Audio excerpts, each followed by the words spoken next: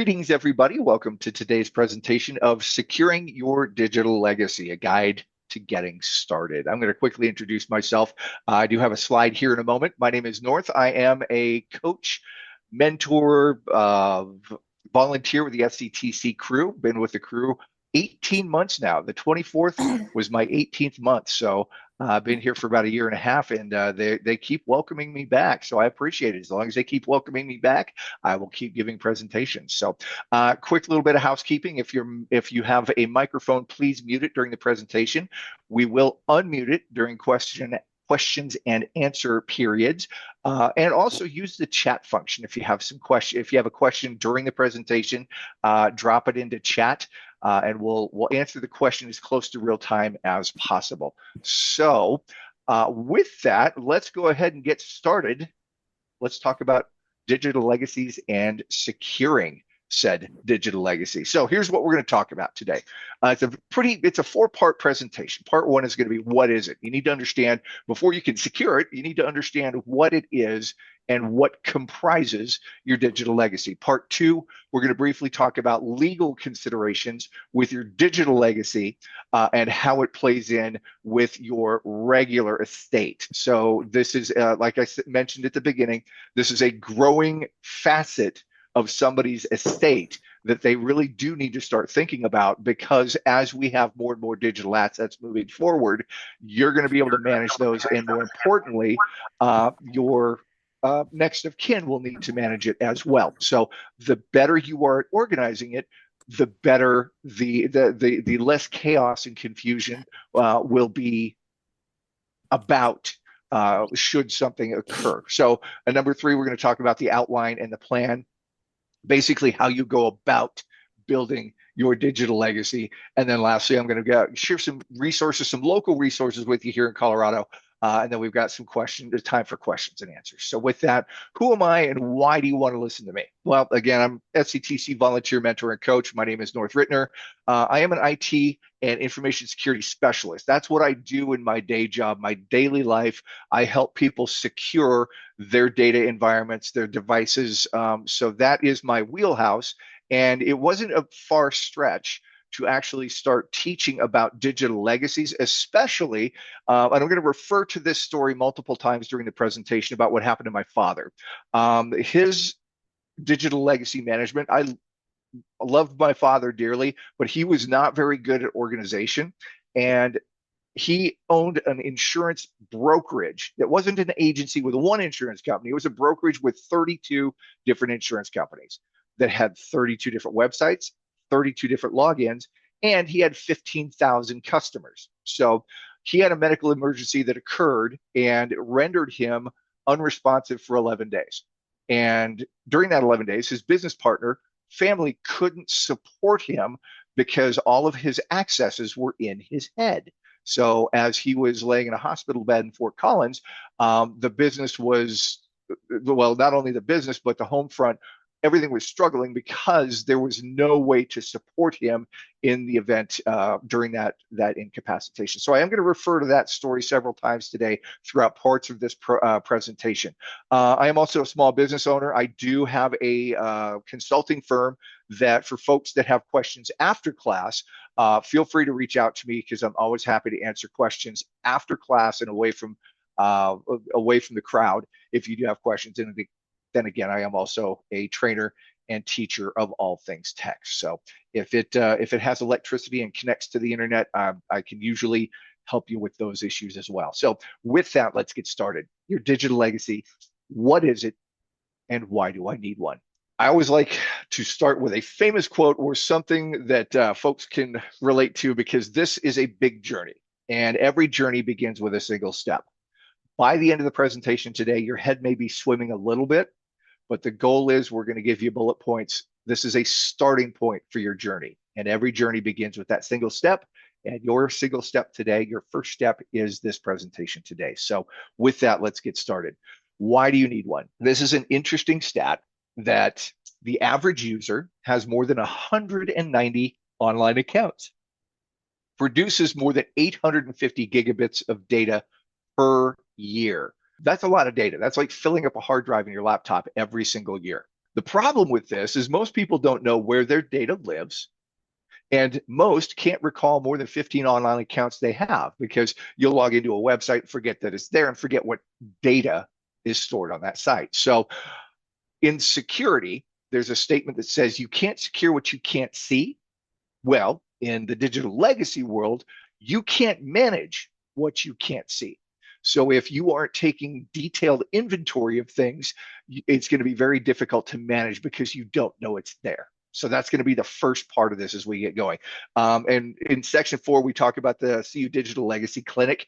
They're the ones that actually produce this stat about the 190 online accounts and the 850 gigabits of data per year. So we'll get to them in section 4. Now, why do you need one? Well, it helps you identify your current digital footprint. What is your current online environment? What does it look like? It helps you. It helps your support person or support people better support you now. Like in the case of my father's medical emergency, because he didn't have a very well designed digital legacy. It was very difficult to support him in his time of need because we were all looking at each other like, you have the information? No, I thought you did. Nope. So a few steps, a few proactive steps can actually help support you now as well as posthumously. So this also helps you to prepare to pass on your current digital assets to next of kin and helps you secure what you already have. Again, I'm going to visit that famous statement in security, you can't secure what you can't see. So building your digital legacy is actually going to do two things for you. It's going to help you identify, but it's also going to help you secure. And this is the big one. It minimizes chaos and stress in difficult times because living through it, I can tell you that was a very stressful time made worse because there was additional chaos there because of the lack of information. So let's talk about the parts of your digital legacy. And it breaks down to two things. You've got the things. Those are going to be your digital assets. Part of your digital assets are the things. Those are going to be your devices. Those are going to be your phones, your computers, your tablets, your wearables. If you have a watch, anything that collects telemetry data about you, you want to make sure that you've got an inventory of those things. If you have old phones laying around that you're like, oh, well, I didn't trade it in, but I've got an extra phone. You want to make sure that you know where those are and how can I say this? You want to know where they are because they're going to keep data, photos, information, emails, all of that. Old phones will still have your data on them, even if you're not using them. So you really want to make sure that you know about any devices that you have that may be old that still have data on them. And then the other thing is physical storage. We want to know where are we storing things? We're going to talk about hard drives. We're going to talk about not just the hard drive in your computer, but do you have flash drives? I've got a little collection of about 10 to 15 flash drives here of different things. And then we've got external hard drives as well. Do you have information on CDs or floppy disks? For those of you that remember the old floppy disks, it's important to know where your things are stored. Have a list of where they are and maybe in that list indicate what's on them. Like, for example, I've got one flash drive just for photos. I've got another one for videos. I've got another one for documents. So I have all of my inventory listed out as to what is where. So, and then again, the inventory, this is the crux of it all, a comprehensive list of all the things. Now, the other side of that is the places. Where is your stuff stored? So we talked about the things, the physical things, the devices, the hard drives, the flash drives. Now we're going to talk about where. We're going to talk about online accounts, your cloud storage, your social media, your email accounts, cryptocurrency accounts. More and more people are getting involved in crypto and they have cryptocurrency accounts. And then along with cryptocurrency, you've got financial accounts. So we want to know where all of those online primary accounts are, the websites, all of the details around those accounts. And then we're going to focus on the contents within those accounts. Do you have music libraries? Do you have TV shows and movies that you've purchased? Do you have documents, critical documents there? Everybody has photos. Where are you storing your photos? License keys for products or other things like if you've got a smart home, you've got an access code for all of your smart home devices. If you've got smart locks or security cameras, there's going to be security keys or access keys that you're going to need to keep. So if somebody needs to support you, you're going to need those license or security keys. And then, of course, your genealogical records. Many of us spend a lot of time building those, and you really want to make sure you know where those are, where they're stored, and how to access them, because that's a lot of work, and that's critical information for you and your family that you'll definitely want to wrap up in your digital legacy. And then things like intellectual property that actually have monetary value. Those are going to be things like ideas, poetry, manuscripts, designs, artwork, and patents. Those are all really critical components to your digital legacy. And those are all going to be stored in the places that go along with your digital legacy. So again, the two parts that we've got are the things that you use to access and then the places you access. So those are the two parts of your digital legacy when it comes to your digital assets. Now, key concepts. When you hear the word digital footprint, this is the digital data that exists about you now. Those are going to be online accounts, website history, logins, passwords, and all the data that's stored on those sites. That is your digital footprint. Now, your digital legacy is all of this content that is left behind that someone else will have to manage in your absence. So your digital footprint becomes your digital legacy as soon as you pass. So, and I know that's a difficult concept or a difficult topic to talk about for some, but that's basically your footprint becomes your legacy the moment that you're not here. So let's talk about the legal stuff that's wrapped around your digital legacy. What are the legal considerations? Things like tax implications, jurisdiction. The big one that we're going to talk about today is access and privacy rights. That's what this presentation is going to focus on. And then this all wraps up into estate planning as well. Now, big bold letters here. The following does not constitute legal or financial planning advice. This is strictly how to manage your digital legacy.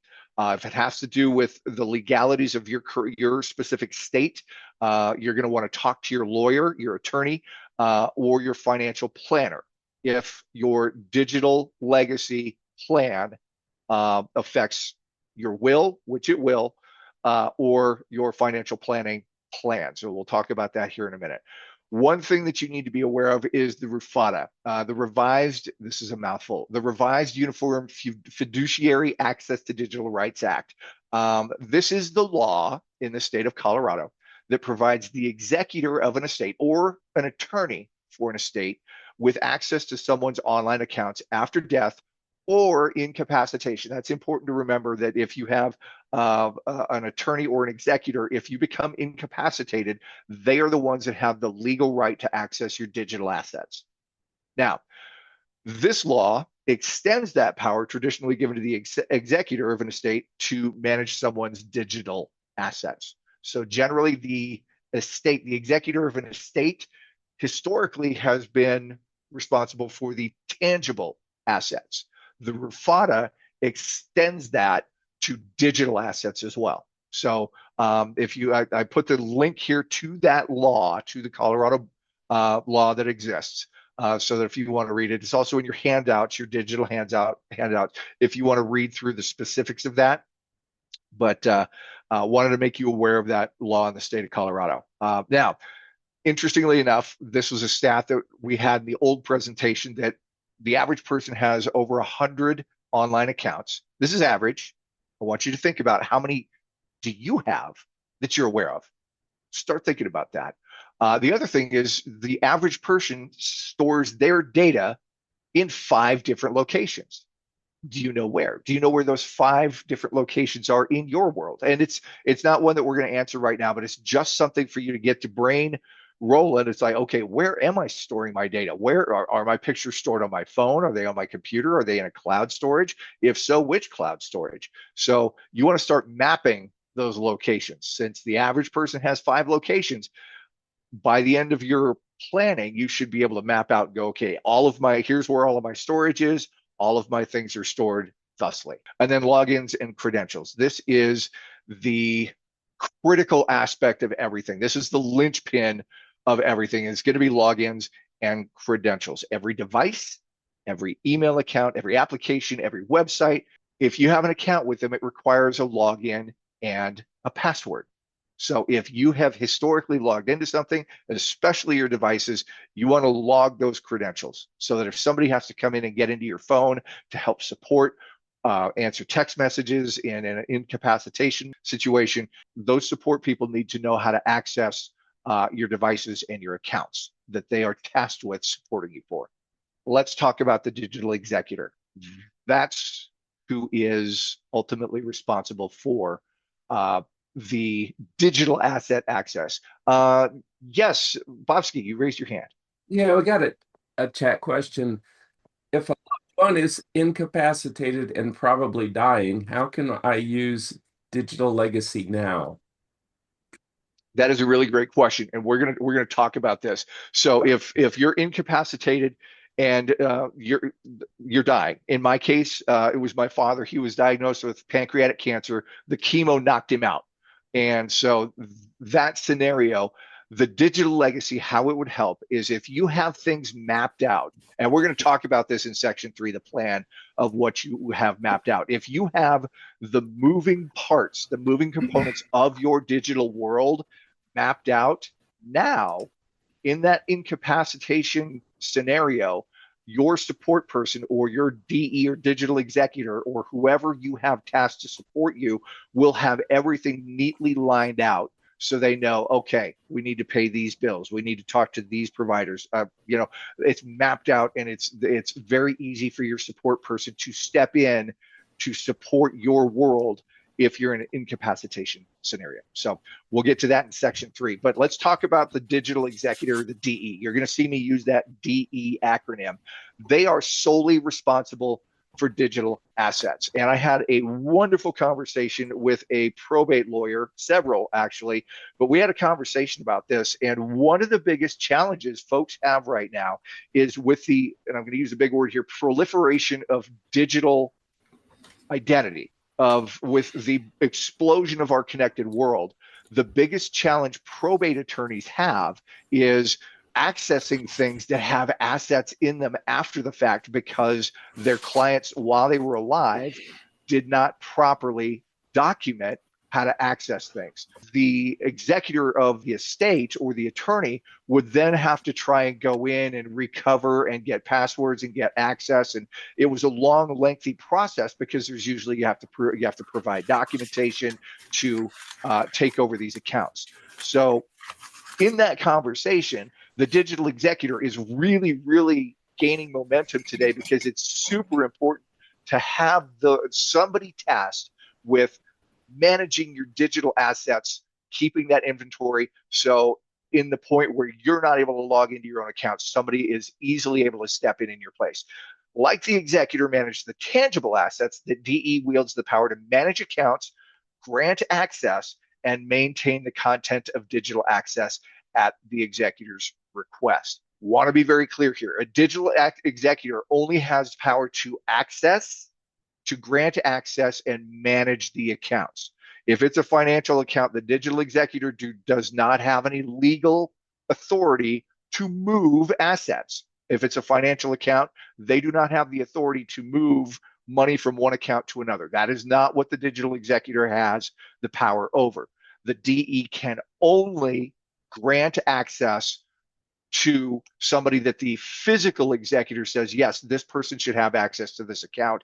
Can you please grant them access? And then the digital executor goes in and they know how to manage that account and grant access to that person. So that is the DE's role, to maintain and grant and control access to those assets. So with that, why choose a DE? Well, we talked about it. With the growing number of online accounts, appointing a DE makes estate management much easier than in the past because your physical executor can lean on your DE, say, hey, we've got all these things. Can you manage this? That way, the executor isn't bogged down with the whole weight of an estate. The DE can actually help carry that load.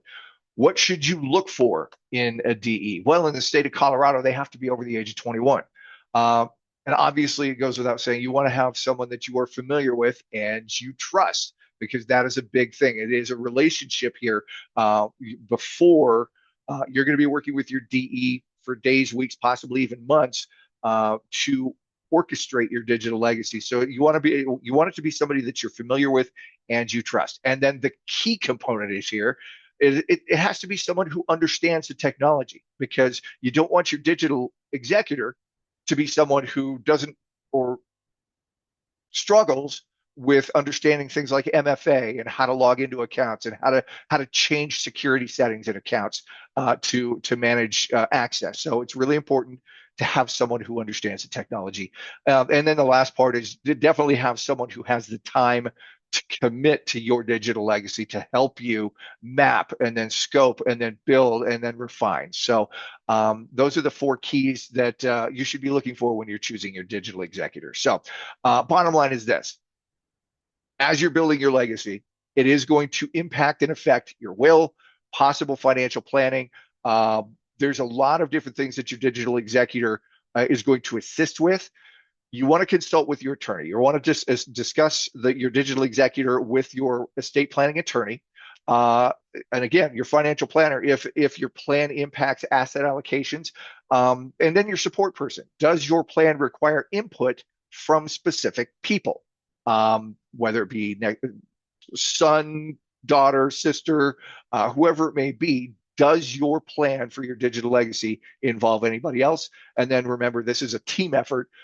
Communicate with all parties involved as your digital legacy mapping evolves.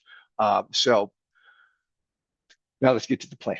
So there's the basics: what it is, what the components are, who's involved, legal considerations. Now let's put all the pieces together. Let's talk about checklists and inventory and devices and accounts, and most importantly, the roles and responsibilities. So let's get started. You're going to start with who's going to help. That's the first thing you're going to do to map out your digital legacy: is who's going to be involved.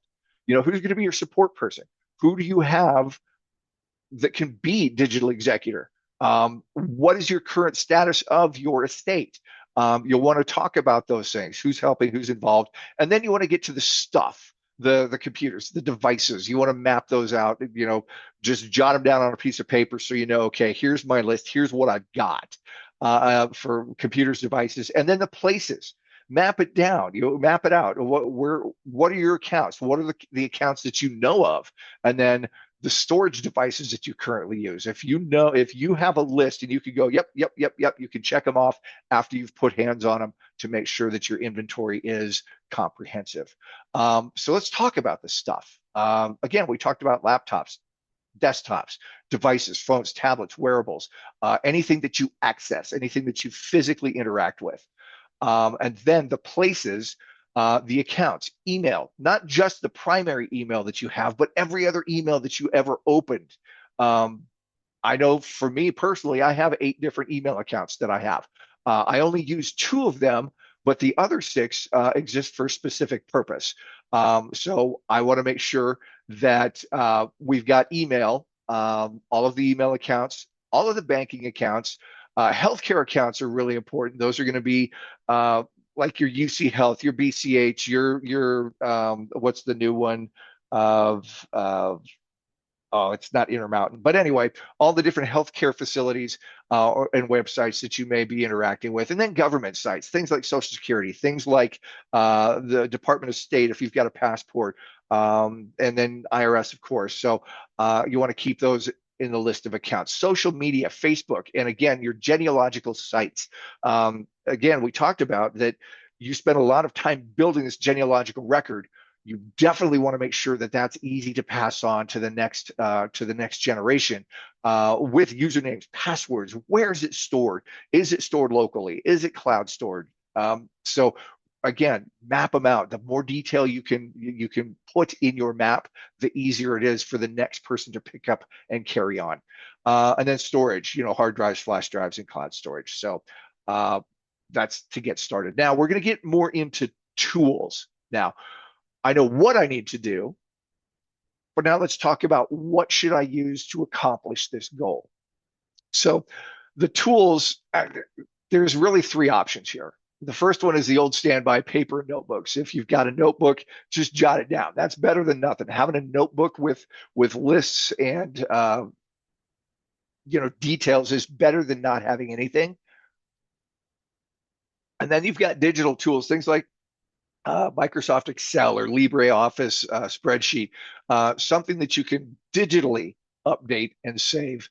Those are easier to share because you can obviously share a file with somebody on a flash drive. But the best tool of choice is actually a password manager. And if you've talked to me at all over the last 2, 3 years, you know that I will preach the gospel of password managers all the live long day because they are a critical component that everybody should have, not just for day-to-day computing, but because they are a really fantastic tool in helping map your digital legacy. So begin logging. Document all email accounts. We talked about that. If you're using spreadsheet or notebook, handwrite them. But if you're using a password manager, as you log into those sites, it's automatically capturing those. So you've got your list of emails and accounts and websites that you're logging in with. And it's not only capturing the websites and the emails, it's also capturing the usernames and passwords. So you are capturing all of that as you live your life using a password manager. And I would start with the priority accounts, your financials, your healthcare, and your social media. Those are the big three. And again, obviously your email accounts, because that's really the keys to the kingdom. Is your email account is where all of these other companies and websites contact you to do things like password resets and sending 2FA or multi-factor codes to. And then identify where you're storing things. I talk to people a lot about the photos because that's an easy one. Where do you currently have all of your photos? Is it in one place? If so, where? If it's in multiple places, you're going to need to know where and how to access them. Does each repository have a username and password? Start with the photos and then go to your critical documents. And then as you go down your list, you can go and break it down into the more finite minutia, like your documents, your poetry. Do I have journals, stuff like that? And then the storage. Is it on the computer? Is it in in an external drive or a flash drive? Or is it in the cloud?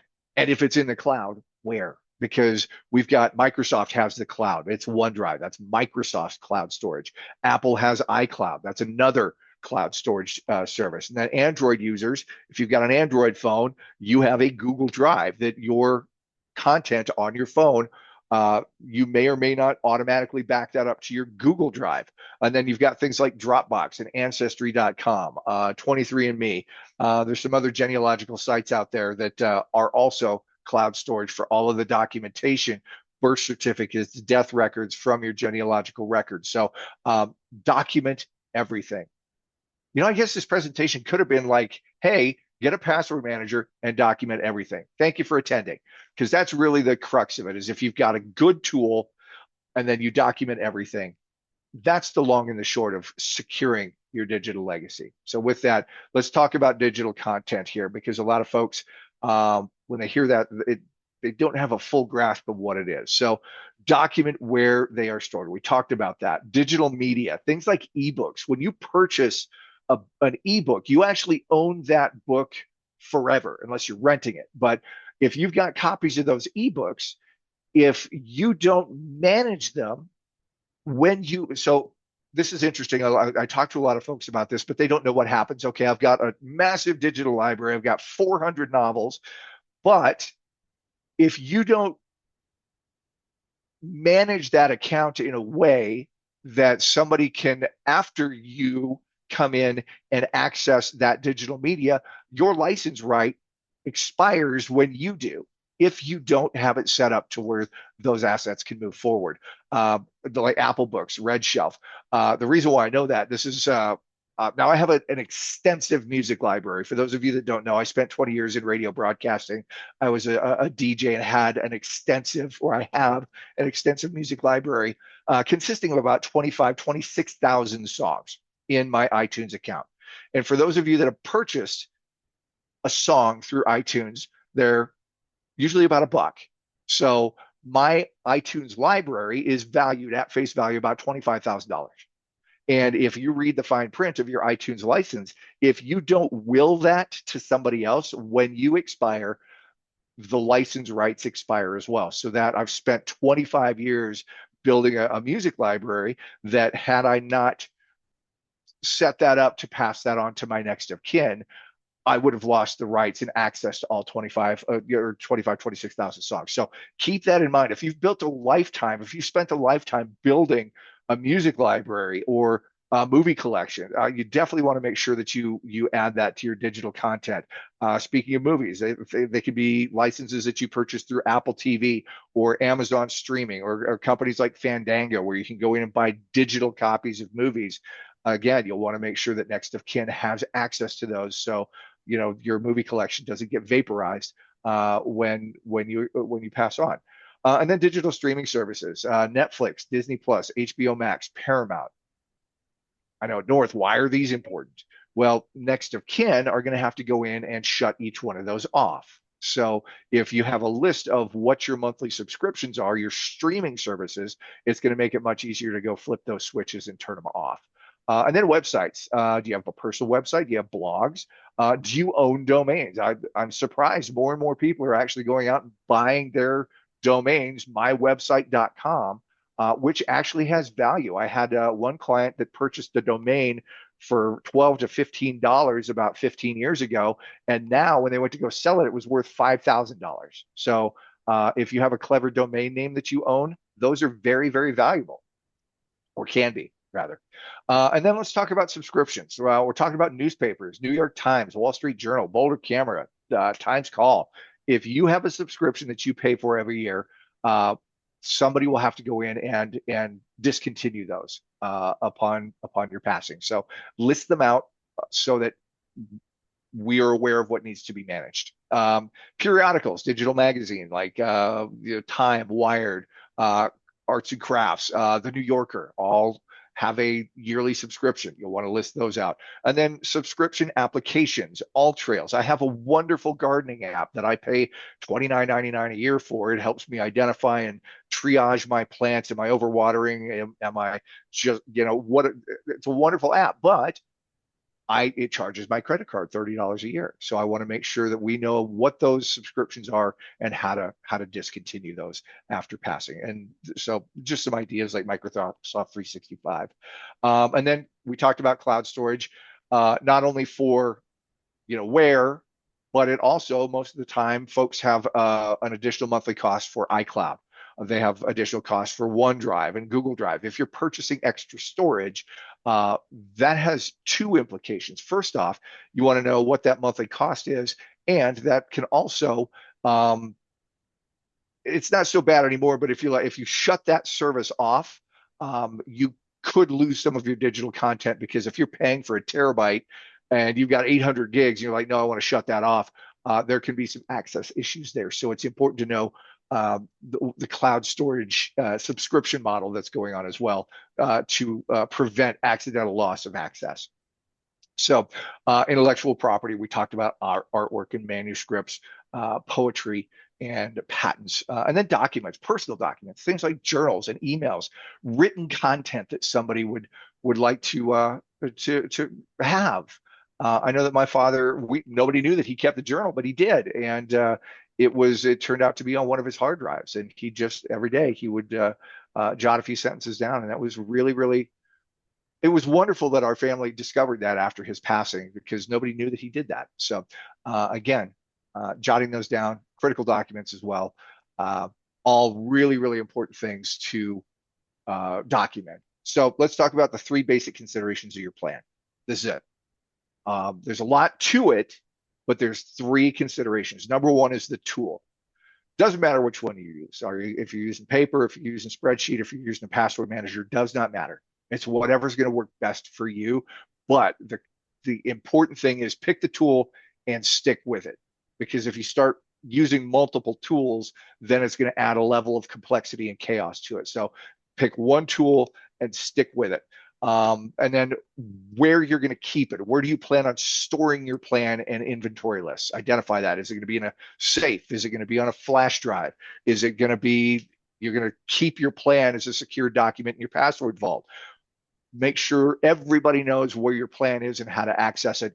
And then who's involved. These are the three components: the tool, where it's going to be kept, and who's going to be involved in the plan, who will be part of building and maintaining your digital legacy. And that's it. That's the three tenets to start building out your digital legacy. Now let's talk about the tools. We talked about password managers. They're, again, the reason why these are the perfect tool is because they're online, they're secure, they're shareable, they're easily accessible on any device.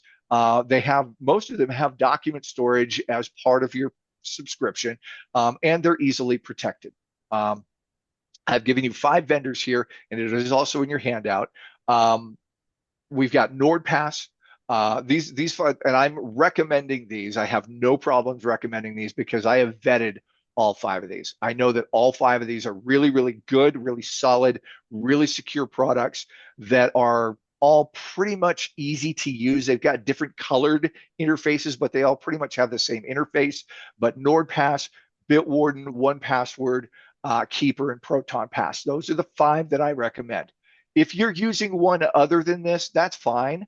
These are the 5 that I know and trust and I've studied. So let's talk about the password manager. Again, they're easy to share, they're secure, they're easy to access, they have document storage. They will capture credentials, your logins, password, and websites inventories as you navigate to websites. They're going to grab and capture that. So you don't have to worry about jotting them down. As you live your life, it's going to keep that trail automatically for you in the background. And then they're easy to, well, management, they're easy to turn on. Let's put it that way. To populate, there's a little bit of legwork on the front end to set up and put your records in.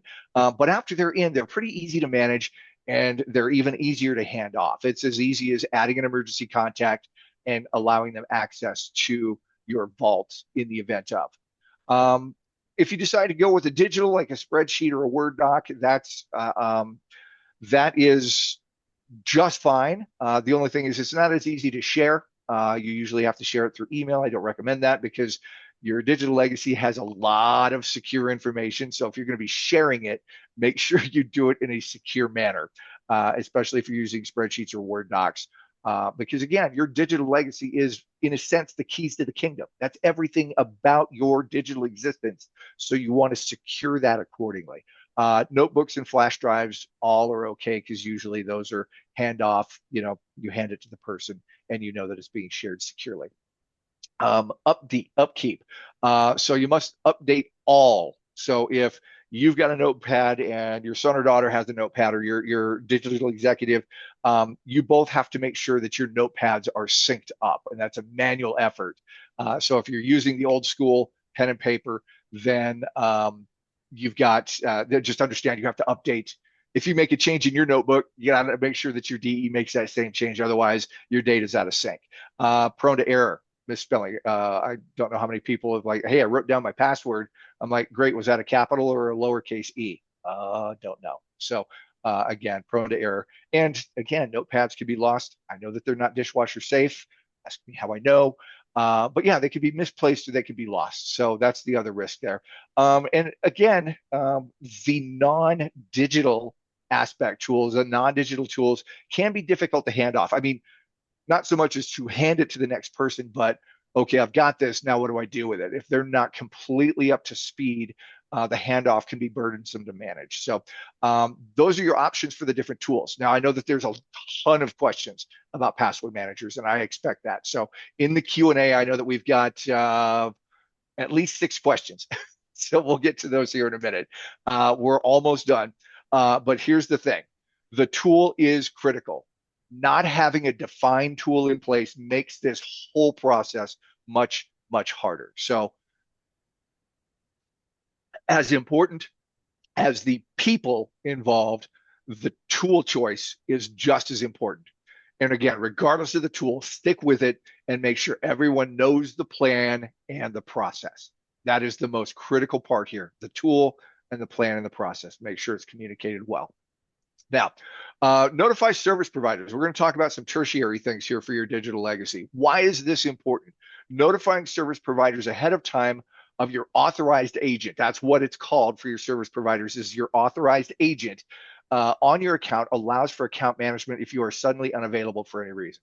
So make sure that you have authorized agents set up on all of your service providers like internet, cell phone, utilities, financial accounts, and medical accounts. So those authorized agents are really, really important. What happens if you don't? Well, service providers will require documentation as proof of rights to access, which could be time consuming. So, in a lot of cases with my father, in order for us to access accounts, we had to provide certificate of death, and there was documentations that we had to set to their legal team, and then it was a rigmarole for about a week or so, and then okay, yes, you've been granted rights. Where had you taken this step ahead of time, that is a snap because you've made that determination beforehand. That way you can just move into the next person can go into management easily. And the goal is to minimize that chaos. Again, having a name party on your accounts ahead of time allows for easier transition of management and termination of services. So service providers are a big thing. Key point here, bottom line, is you're going to work with your digital executor regularly. Your DE is going to be your best friend for a while as you're building this out. And I've had folks that take a couple of months. I've seen it last about a year where you're building your digital legacy out. And it was, are we meeting every 2 weeks to start? And after we get the ball rolling and after we get things organized, then maybe we meet once a month.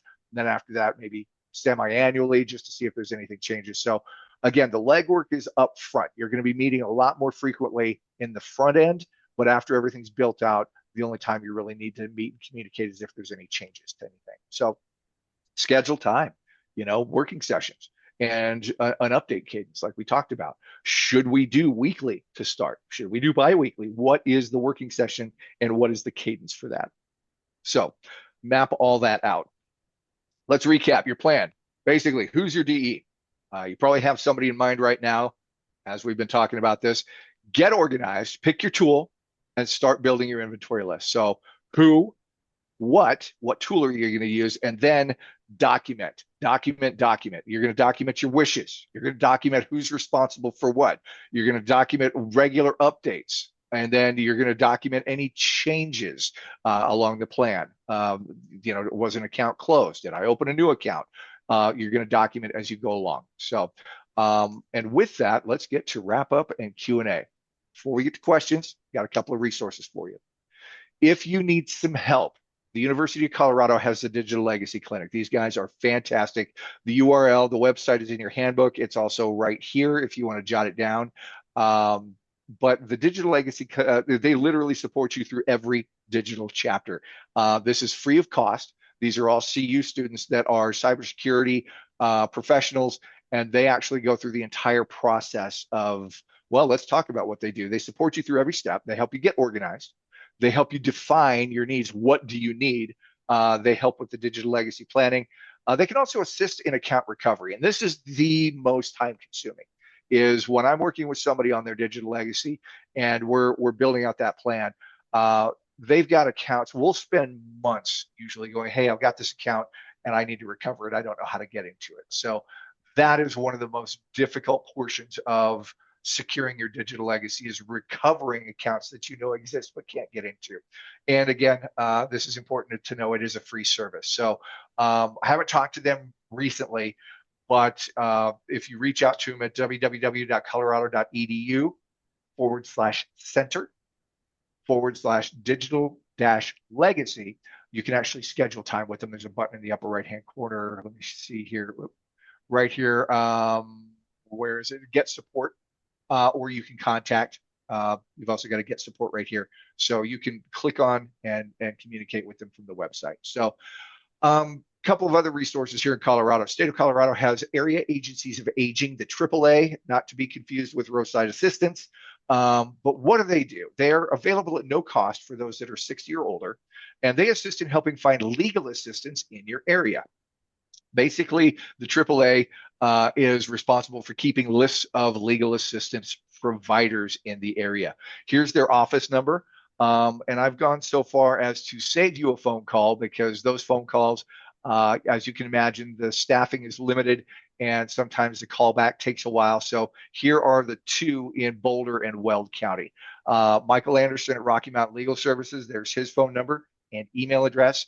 And then Brett Landis from Colorado Legal Services, there's his phone number and email as well. Those are our two resources from the AAA office here in Boulder and Weld counties. And again, everybody will have this in their handout. So if you don't get to jotting this down, it is in the handout that is actually in the chat right now. So parting thoughts, start today. It starts with, okay, I need to get mentally organized, start jotting things down. Every little step that you take, and again, here's another famous quote: "The journey of 1,000 steps starts with the journey of 1,000 miles starts with a single step," and that's as you're jotting things down today. Even taking the class today is a first step or a first step start. Organize, get your digital legacy in order, mapped and documented. And this is something that will take some time to complete. This is not going to be something that you're going to have done by 2 o'clock this afternoon, unless you've only got 3 or 4 accounts. So anyway, I love watching Bobski's eye roll when I say something. So here's the references. This is also in the handout. This is the instructions for probate with a will, the Colorado judicial.gov site. This is all the instructions about crafting a will and the information about the RFADA. Speaking of which, there is the actual link to the Revised Uniform Fiduciary Access to Digital Rights Act. And then again, the website, the CU Digital Legacy Clinic website. So with that, thanks for joining in. I'm going to leave this slide up. We've got some questions, so many questions, but we'll get to them now. Let me go ahead and, hey, Bobski, have you been keeping track of the questions? Yeah, Or I think you've got through most of them. We have, what's the average cost of a password manager? So that is a really, really great question. And just like a car, it can be, you can have a base model, and then as you add things to it, it's going to increase the cost. So the one thing is the only one of those that is truly free is Bitwarden, but Bitwarden does not have some of the key features on the free tier. Like, it doesn't have the document storage. It doesn't have the monitoring to make sure that you're notified when a password is breached. So yes, Bitwarden is free, but it's limited. All of them have a free trial that's either up to 10, you can save up to 10 records, or you can try it for 2 weeks. So you can try them out for a couple of weeks just to see how you like them. If you like the interface, if you don't, you can move on without spending any money. But the average cost, you're going to be spending about $50 a year. Oh, of So course, I might want to mention, if you have a Mac, it has a password manager built in. it does. The limitation is if you're like Bobski and you live in a Mac world and your digital executor lives in a Windows world, there may be a breakdown between the two systems. It's getting better. It's getting better, but just understand the limitations of it. That if you have, like, for example, your Google has a password manager in it, but it doesn't have the things like the document storage, and it doesn't have. So understand that password managers built into browsers or environment specific have some limitations. So if you're like North, I've already got a password manager in my Google browser. That's not the same thing. That's a password manager, but we're talking more along the lines of a password vault that allows you to store pictures, allows you to store documents, allows you to store all the things. Um, so yeah, you can plan on about $50 a year. If you're spending more than $50 a year, that means you're buying extra things that you don't need with your password vault, like a VPN or identity protection or something like that. Your password vault should just be storing your credentials, storing your websites, storing your documents, all the things that you need in your digital legacy.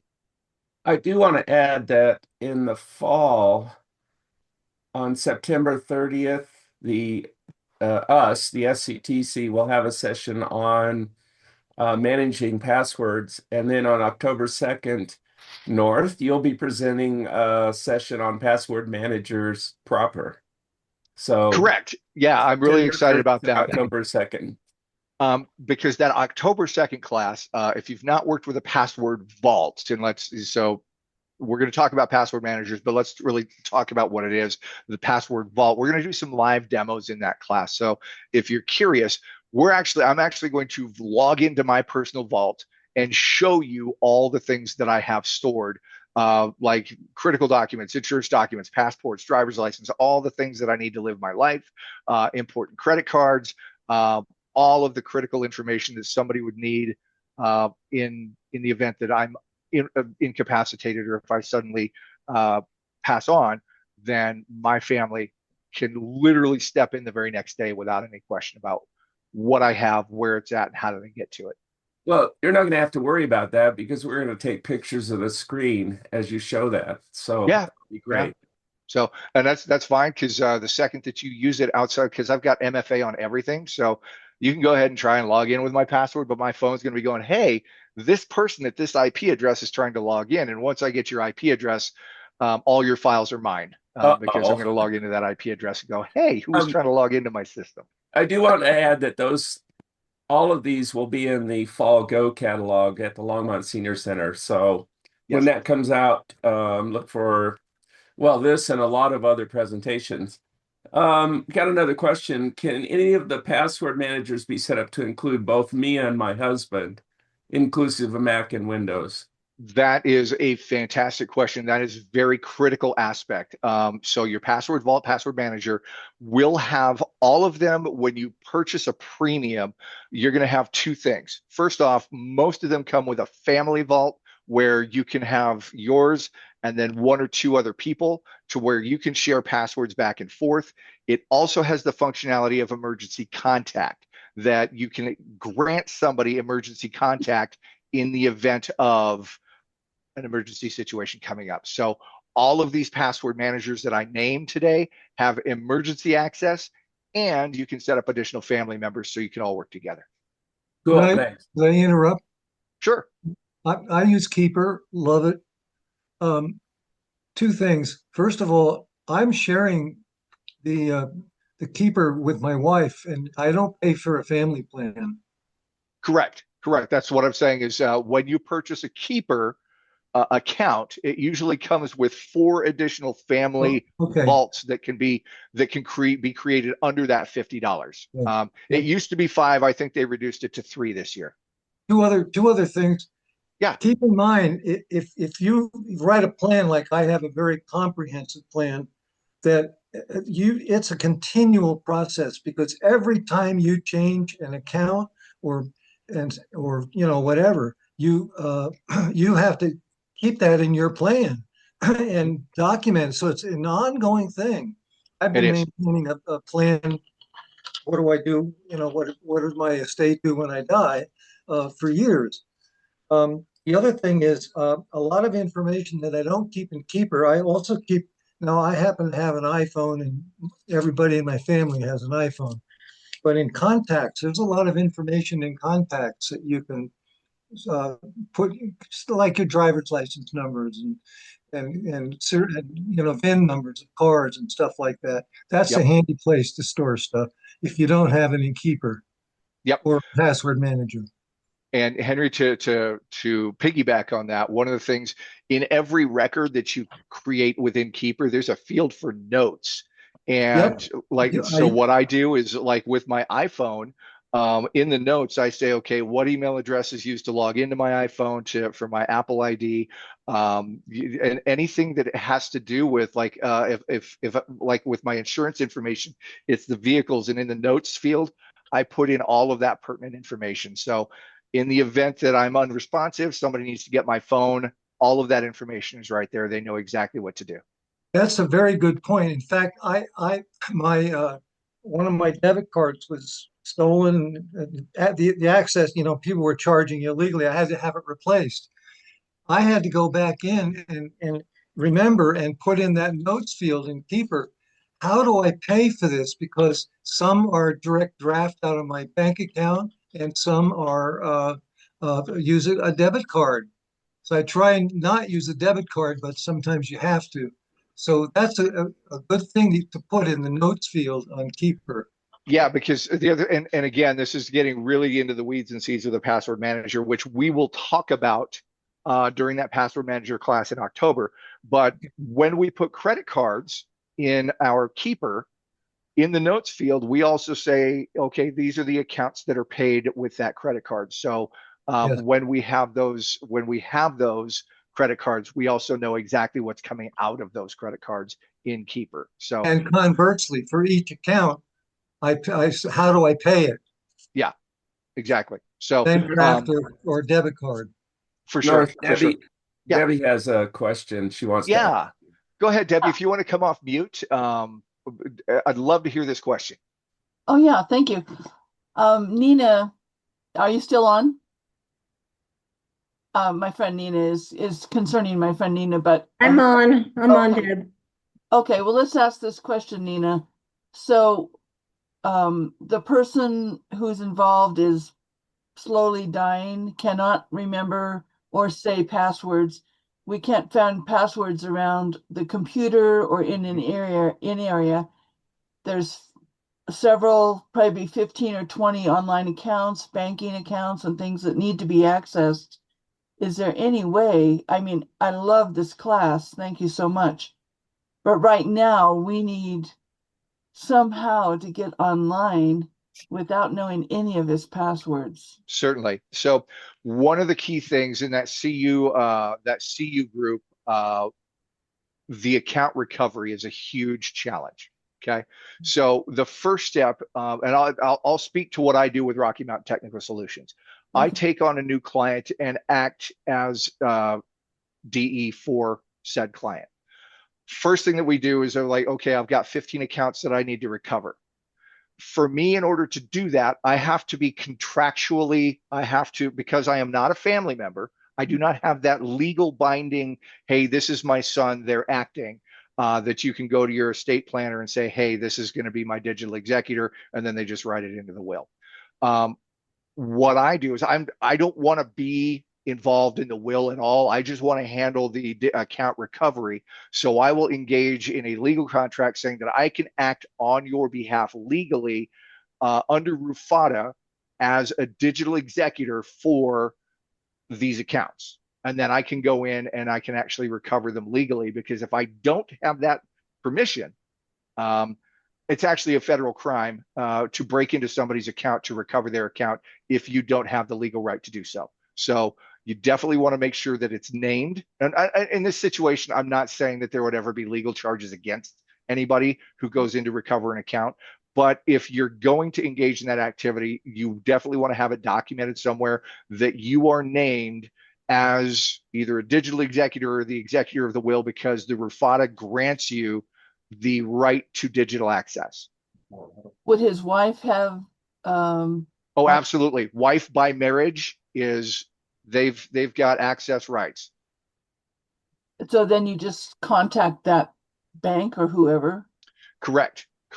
And the bank or the institution will walk you through, because unfortunately, this is a very common scenario that providers and financial institutions have to go through, but they are going to require some proof of the scenario. And it's unfortunately sometimes a little bit morbid to talk about this, but think about it from an attacker's perspective. I can pretend to be anybody and say, hey, this person is dying, I'm taking care of them.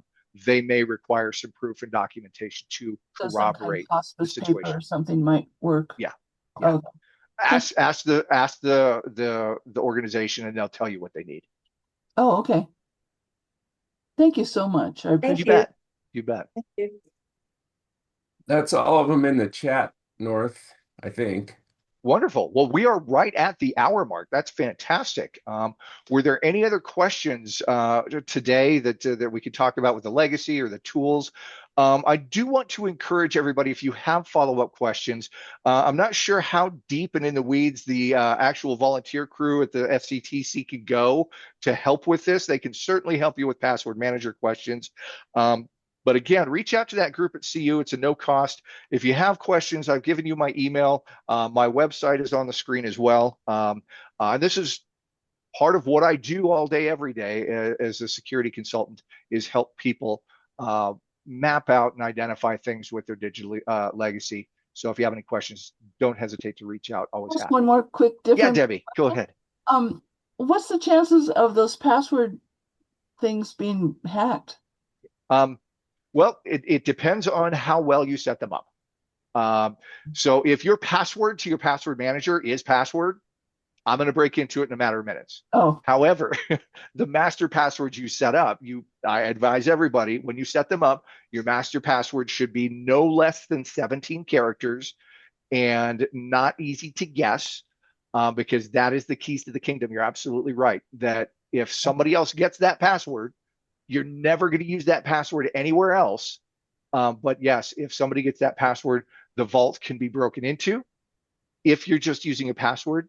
But with all of my clients, when we set that up, we make sure that it is behind multi-factor authentication, and we also engage in passkeys. So we add multiple layers of depth so that it's not easy to get into.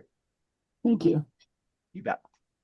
North, you just mentioned passkeys. How does moving to passkeys relate to this? So, two things. And I'm actually going to be putting together a passkeys presentation for later this year, early next year, because the world is largely moving to passkeys in November. So the difference between a password and a passkey at the surface, a password can be a maximum of 64 characters long. A passkey is 1,028 characters long, and it's system generated. You'll never know it. So those passkeys are extremely long, complex, and impossible to break under current environments. The other thing is a passkey is dependent on the device that you have in hand. So you're going to log in with a passkey, and then your passkey is going to go, hey, can you look at your phone for me?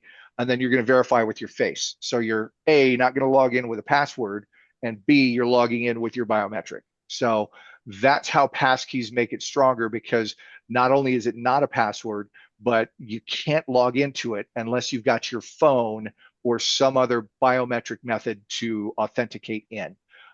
So, for example, if somebody tries to break into an account that isn't you and isn't in your home, they're going to meet up against those walls and not be able to log in as you.